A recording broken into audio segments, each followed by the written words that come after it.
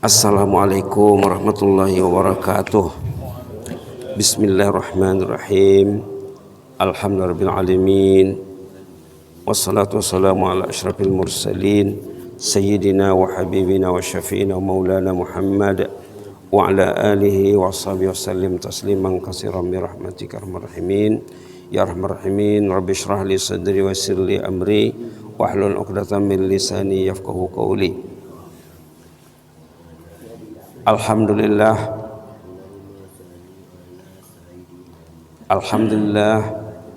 di pagi yang penuh berkah ini kita selalu membaca Alhamdulillah ya setiap pagi, karena kita masih diberi hidup, diberi tenaga, diberi motivasi, diberi keimanan untuk mendatangi rumah Allah. Ini tandanya orang itu dijaga Allah. Sorotan sebelum ini tentang peristiwa-peristiwa besar yang terjadi di awal Muharram atau pada bulan Muharram. Termasuk kita sudah bicarakan tentang penciptaan Adam alaihissalam. Banyak sekali dalam Quran ayat tentang penciptaan Adam alaihissalam, termasuk ayat ini baca dalam sholat tadi ya, suratul Baqarah. Kemudian juga di antara peristiwa penting diampunkannya dosa Nabi Adam alaihissalam. Kita semua tahu bahwa setelah Nabi Adam dijadikan, akhirnya Allah memberi perintah, memberi amaran, memberi ketentuan kepada Nabi Adam, la taqrabah hadhihi syajarah, katanya jangan hampiri pokok yang satu ini, pokok larangan. Ternyata tidak berhasil dipatuhi. Nabi Adam lupa karena pengaruh iblis.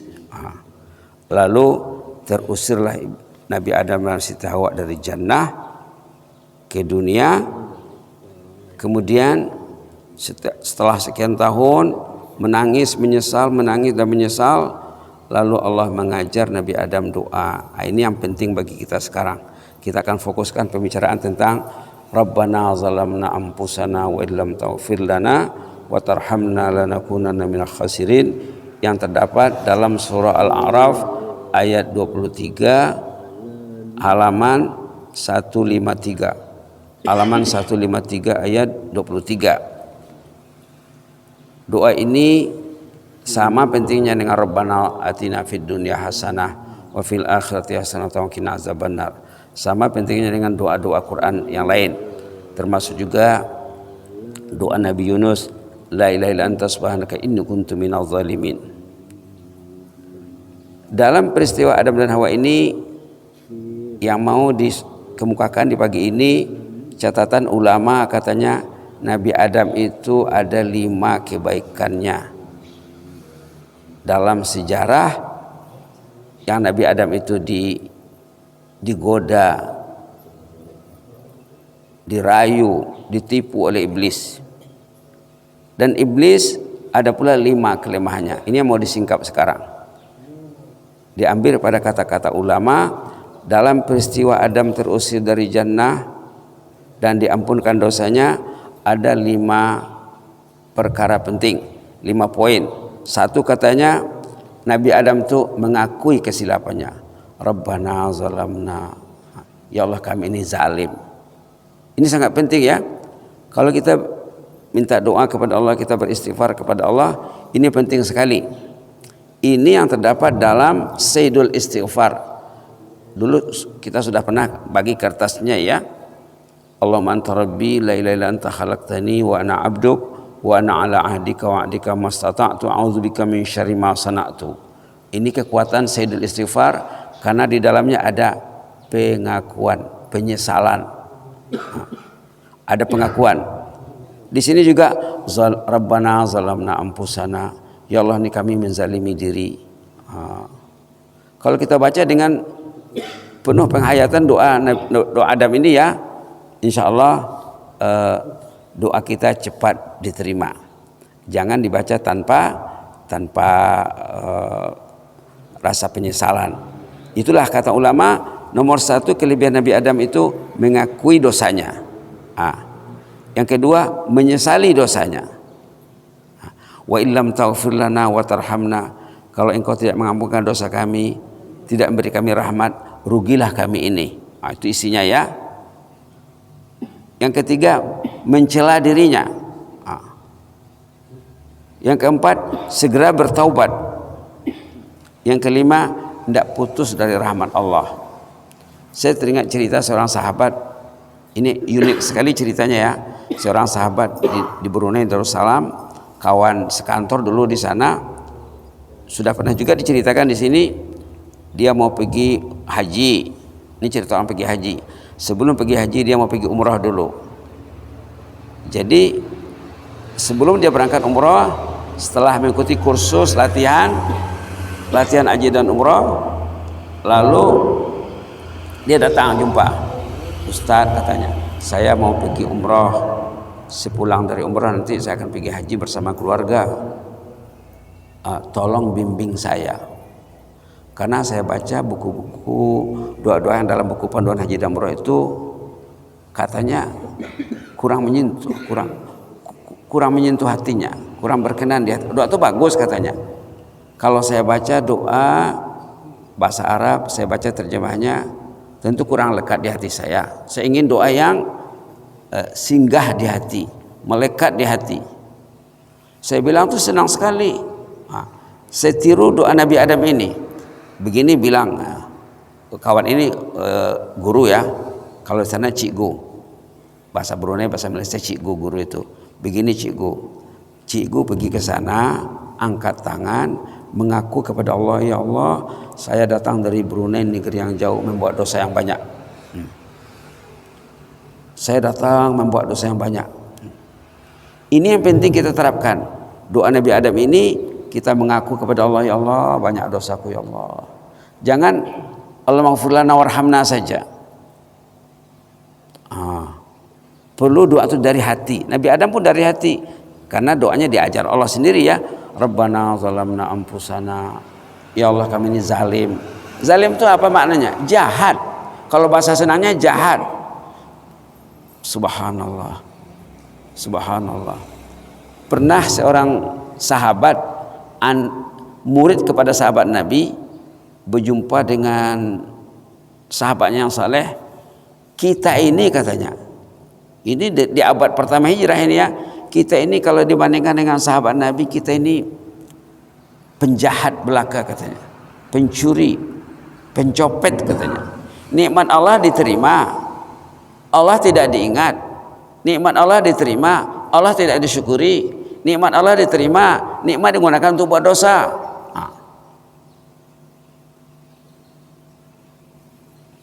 Di rumah anak istri bikin dosa. La ilaha illallah. Sekarang zaman-zaman dosa, zaman orang menggemari dosa, orang tidak takut ke dosa, bahkan ada yang gembira melakukan dosa. Itulah. Jadi cikgu tadi saya ajar, kalau cikgu ke tanah suci nanti, ya Allah, saya datang dari Brunei, negeri yang jauh, membuat dosa yang banyak ya Allah. Banyak dosa saya. Dosa karena kejahilan saya, dosa karena kelalaian, dosa karena tren masyarakat. Sekian puluh persen masyarakat cenderung membuat dosa. Jadi dosa itu macam biasa sudah. Tutup aurat tidak dijaga dengan baik. Pakaian, pergaulan, pandangan, pemikiran, pendengaran, kebanyakannya dosa. Jadi itu saya bilang sama cikgu itu, ya Allah, saya datang dari Brunei, negeri yang jauh, buat dosa yang banyak. Banyak dosaku ya Allah. Dosa karena kejahilan, dosa karena kelalaian, dosa karena tren masyarakat dosa. Yang dikatakan dalam hadis fitan, masyarakat fitnah. Di akhir zaman ini dosa tidak dianggap sebagai dosa lagi. Maka ampunlah dosaku ya Allah. Jangan engkau kecewakan aku ya Allah. Kalau engkau kecewakan aku, kemana lagi aku akan pergi? Pintu rahmat siapa lagi akan ku datangi ya Allah? Rahmatmu sangat luas. Saya ingin berubah sekembali dari umroh ini nanti. Ini isi doanya. Kemudian saya ingin mencapai husnul khatimah. Ampunilah dosaku, dosa istri dan keluarga, dan dosa ayah dan ibu, dan dosa kaum kerabat dan lain sebagainya. Itu intinya. Yang penting intinya mengakui dosa. Ini doa Nabi Adam ini. Kita kena belajar baik-baik ini. Karena bahasanya bahasa Arab ya. Ya Allah, banyak dosa kami ya Allah. Dosa saya sebagai suami, dosa istri lagi, dosa anak lagi. Berapa tahun kami membuat dosa ya Allah. Dan kami tidak merasa berdosa melakukan dosa itu. Sekarang tibalah masanya. Dengan ketibaan tahun Hijrah 1445 ini, kami ingin mempunyai tekad yang baru, niat yang baru untuk supaya dosa kami diampuni ya Allah. Jadi cikgu tadi dia minta ditulis, tolong tuliskan apa yang Ustaz sebutkan itu katanya. Nanti itu saya baca di sana. Saya tulislah satu alinea kecil. Itu dibacanya.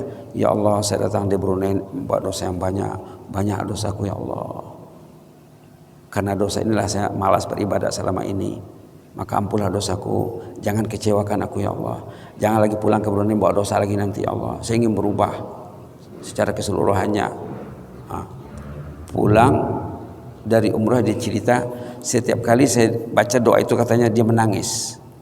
Cerita dia ya, pulang dari umrah, Ustadz, setiap kali saya baca kertas kecil itu menangis saya. Di Raudhah menangis, di Masjid Nabi menangis, di Mekah menangis, tempat-tempat suci menangis. Setiap kali dia baca doa tuh, itu tandanya doa diterima.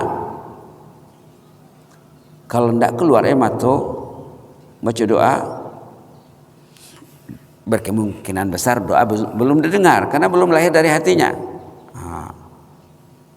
Apa yang terjadi setelah kembali dari umrah itu? Tidak pernah tinggal sholat berjamaah. Rajin baca Quran, rajin berzikir, rajin membaca bahan-bahan yang menguatkan imannya tentang kematian, tentang azab kubur, tentang padang mahsyar dan lain-lain, surga neraka. Ke sana fokus perhatiannya, sembahyang fardu berjamaah, tepat waktu, sembahyang sunat dan lain-lain. Yang penting apa yang diminta di sana itu dapat sama dia. Subhanallah. Akhirnya dia meninggal. Pada hari dia meninggal, dia masih datang salat subuh di rumah Allah di masjid. Jauh masjid dari rumahnya. Kalau di sana terpaksa naik mobil ya. Di paginya dia masih pergi ke masjid. Tengah hari dia berniat nak datang sembahyang zuhur ke masjid yang sama. Sebelum ke masjid dia berbaring sebentar tidur qailulah ya. Sunat itu tidur tengah hari supaya sembahyang nanti lebih khusyuk. Di situ diambil. Di situ diambil rohnya. Diambil rohnya waktu tidur ibadat. Ini tidur ibadat namanya. Artinya meninggal dalam beribadat. Meninggal dalam tidur. Yang tidur itu dia berniat, saya sudah bangun tidur, saya akan ke masjid ya Allah untuk salat berjamaah zuhur. Tidak ada orang tahu dia meninggal. Rumahnya 2 tingkat, dia tidur di atas. Lalu istrinya bilang sama anaknya, coba lihat bapakmu dulu, ini sudah terlambat ini. Dilihat, sudah tidak ada. Jadi doa itu mencontohi doa Nabi Adam, memenuhi yang 5 sifat tadi ya, mengakui dosa, menyesali perbuatan, mencela dirinya sendiri, segera bertaubat dan harap akan rahmat Allah. Itulah kata ulama. Sementara kata ulama, kalau dilihat pada kisah iblis dengan Nabi Adam, iblis ada 5 kelemahannya yang mesti dijauhi. Pertama, tidak mengakui dosanya. Siang malam petang pagi tidak pernah mengakui dosanya. Sembahyang tidak khusyuk, Quran tidak dibaca, tapi tidak takutnya kepada Allah. Kenapa tidak khusyuk salat? Mungkin karena banyak dosa. Kenapa tidak baca Quran? Mungkin karena banyak dosa. Kenapa tidak mau salat sunat? Tidak mau duha, tidak mau tahajud? Jelas karena banyaknya dosa. Dulu pernah jemaah berjumpa dengan Imam Hasan Basri rahimahullah. Wahai Imam Hasan Basri, katanya, kami sudah siapkan air untuk wudu, bangun tidur untuk salat tahajud, tapi tak terbangun. Orang dulu kalau mau wudu disiapkan air dalam tempat, dalam ember dan lain sebagainya, contohnya dalam dirigen, dalam botol. Penting siapkan air. Kalau kita sekarang masuk kamar mandi sudah ada air. Orang dulu disediakan air sebelum tidur untuk wudu sholat tahajud. Enggak, bangun. Besoknya mengadu kepada imam. Orang dulu kalau ada masalahnya besu aja orang alim. Wahai imam, kami sudah berniat untuk tahajud tapi tidak terbangun. Kalau tidak berniat tuh berat masalahnya tuh ya. Kalau tidak berniat sama sekali nak tahajud, sepatutnya pencinta masjid sholat tahajudnya mantap, barulah nanti sholat itu akan mengubah cara hidupnya, merubah cara hidupnya. Wahai imam, kami sudah siapkan air untuk sholat tahajud tapi tidak terbangun. Jawabannya dua perkataan saja. Qayyadatkum zunubakum, katanya, atau khatayakum. Qayyadatkum khatayakum, kamu ini dibelenggu dosa. Dosa membelenggu kamu. Macam mana mau bangun, katanya. Jadi kesilapan iblis ini ada 5 ya. Pertama, tidak mengakui dosanya. Yang kedua, tidak menyesal. Yang ketiga, tidak mencela dirinya. Yang keempat, dia nisbahkan. Dia bilang kesilapannya itu kesilapan Allah, tidak kesilapan dirinya. Allah yang disalahkannya. Bima aghwaytani, engkau telah menyesatkan aku, katanya. Tengok ayat itu nanti ya. Tengok ayat dalam surah Al-A'raf, dalam surah Al-Hijr banyak ceritanya. Kemudian dia putus asa terhadap rahmat Allah. Lupa yang rahmat Allah itu maha luas. Itu iblis putus asa terhadap rahmat Allah, berterusan dalam dalam sikapnya yang melawan, yang keras kepala kepada Allah Subhanahu wa taala. Jadi sifat Nabi Adam tadi ada 5: mengakui dosanya, 1; menyesali perbuatannya, 2; mencela dirinya, 3; segera bertaubat dan harap akan rahmat Allah. Inilah sepatutnya yang kita sikapi tentang cerita Nabi Adam yang diterima taubatnya pada bulan Muharram. Mudah-mudahan bermanfaat ya. Sebagai penutup kita baca doa Rabbana zalamna tadi. Sudah disebut sebelum ini. Rabbana zalamna ini ayat Quran, ayat surah Al-A'raf yang jumlah hurufnya sudah dihitung oleh jemaah. Jumlah hurufnya 50. 50 jumlah hurufnya. Kita tahu bahwa membaca Quran nilai per huruf ya. Nilainya per huruf 1 huruf 10. Jadi kalau kita baca Rabbana zalamna anfusana wa illam taghfir lana wa tarhamna lanakunanna minal khasirin, 50 kali 10 500. Ada jemaah yang bisa mencoba semenit dia dapat 20 kali. Katalah 10 kali. Kalau 10 kali semenit berarti 500 kali berapa? 10 5.000 semenit. Pulang ke rumah berjalan 5 menit, 5 kali 5 25.000. Ini mesti jadi perhatian kita, pemikiran kita.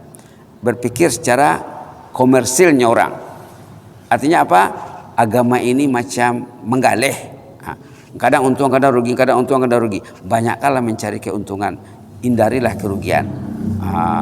Terutama di awal tahun 1445 Hijrah ini. Kita baca Rabbana zalamna 3 kali, niatkan untuk diri, niatkan untuk istri, untuk ahli keluarga, untuk sanak saudara, untuk orang yang ada terkait dengan kehidupan kita, untuk ayah ibu, untuk nenek, untuk kakek dan lain sebagainya. Karena teks ayat ini sirahnya, teksnya umum. Rabbana zalamna anfusana, ya Allah kami ini menzalimi diri kami ya Allah. Maka kita bisa memasang niat untuk keseluruhan. Kalau kita beristighfar astagfirullahalazim, itu sendiri saja ya, untuk saya. Astagfirullah, ampunlah dosaku ya Allah. Kalau Rabbana zalamna ini menyeluruh ya. Kita baca 3 kali penutup. Bismillahirrahmanirrahim. Rabbana zalamna anfusana wa illam taghfir lana wa tarhamna lanakunanna minal khasirin. Rabbana zalamna anfusana wa illam taghfir lana wa tarhamna lanakunanna minal khasirin. Rabbana zalamna anfusana wa illam taghfir lana wa tarhamna lanakunanna minal khasirin. Amin amin. Allahumma zidna wa la tanqusna wa akrimna wa la tuhinna wa a'tina wa la tahrimna wa athirna wa la tu'thir alaina wa adina warda'na ya hayyu qayyum rahmatika nastaghis. Aslih lana sya'nana kullahu wa la takilna ila anfusina tarfata 'ain. Na'udzu biridhaka min sakhatik wa bi mu'afatika min uqubatik wa na'udzu bika minka la nuhsi thanan 'alaika anta kama asnaita 'ala nafsik bi rahmatika arhamar rahimin ya zal jalal wal ikram ya hayyu qayyum. Subhana rabbika rabbil izzati amma yasifun wa salamun 'alal mursalin walhamdulillahi bil alamin. Jazakumullahu khairan, barakallahu fikum. Assalamualaikum warahmatullahi wabarakatuh.